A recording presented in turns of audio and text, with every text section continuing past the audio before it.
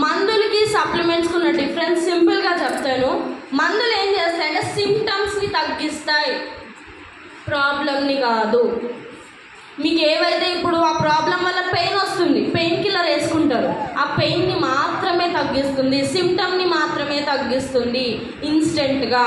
మరి సప్లిమెంట్స్ ఏం చేస్తాయి? మీకు లాంగ్ రన్లో, దీర్ఘకాలంలో మనకు ఆ ప్రాబ్లం వేర్ల నుంచి మనకు ఆ ప్రాబ్లంని పర్మనెంట్గా తగ్గించడానికి సప్లిమెంట్స్ అనేవి హెల్ప్ అవుతాయి.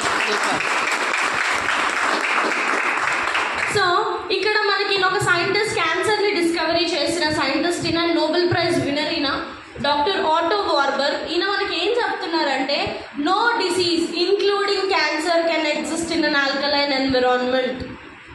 మన బాడీ ఎప్పుడైతే ఆల్కలైన్ కండిషన్లో ఉంటుందో అక్కడ క్యాన్సర్ కూడా పుట్టే ఛాన్స్ అనేది ఉండదు. మన బాడీలో మినరల్స్ అనేవి అంత ఇంపార్టెంట్ రోల్ని ప్లే చేస్తుంది. ప్రతి సెల్ వర్క్ అవ్వాలన్నా కూడా మినరల్స్ అనేది అవసరం. సో మినరల్స్ మన బాడీలో, సో మినరల్స్ మన